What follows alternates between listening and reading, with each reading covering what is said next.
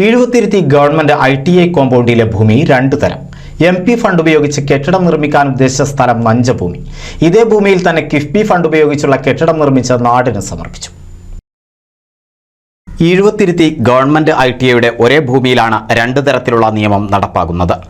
കിഫ്ബി ഫണ്ടിൽ നിന്നും 2.19 കോടി രൂപ വകയിരുത്തി നിർമ്മാണം പൂർത്തീകരിച്ച ഈഴുവത്തിരുത്തി ITIയുടെ പുതിയ കെട്ടിടത്തിന്റെ ഉദ്ഘാടനം നടക്കുമ്പോൾ ഇതേ ഭൂമിയിൽ MP ഫണ്ട് ഉപയോഗിച്ചുള്ള കെട്ടിട നിർമ്മാണത്തിനാണ് അധികൃതരുടെ തടസ്സവാദം ഉയർന്നത്. കെട്ടിടം നിർമ്മിക്കാനായി കണ്ടെത്തിയ സ്ഥലം നഞ്ചഭൂമി എന്നതാണ് പ്രശ്നമായത്. പുതിയ കെട്ടിടം നിർമ്മിക്കാനായി ഈഴുവത്തിരുത്തി ഗവൺമെന്റ് ITIക്ക് ഒരു വർഷം മുമ്പാണ് ET മുഹമ്മദ് ബഷീർ MPയുടെ ഫണ്ടിൽ നിന്ന് 35 ലക്ഷം രൂപ അനുവദിച്ചത്.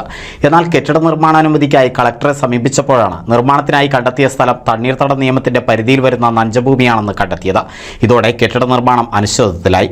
എന്നാൽ ഇതേ നഞ്ചഭൂമിയിൽ തന്നെയാണ് യാതൊരു സാങ്കേതിക തടസ്സവുമില്ലാതെ കിഫ്ബി ഫണ്ട് ഉപയോഗിച്ചുള്ള കെട്ടിട നിർമ്മാണത്തിന് അനുമതി ലഭിച്ചത്.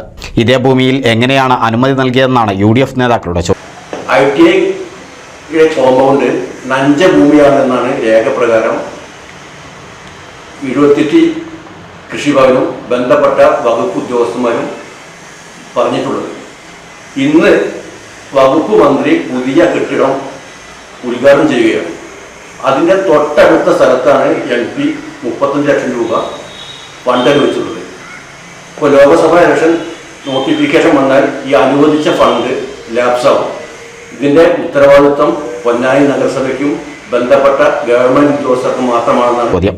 ജില്ലയിൽ 4 ഗവൺമെന്റ് ITIകളിൽ ഒന്നാണ് പൊന്നാനിയിലേത്. ഒട്ടേറെ വിദ്യാർത്ഥികൾ പഠിക്കുന്നുണ്ടെങ്കിലും വേണ്ടത്ര സൗകര്യങ്ങളില്ല.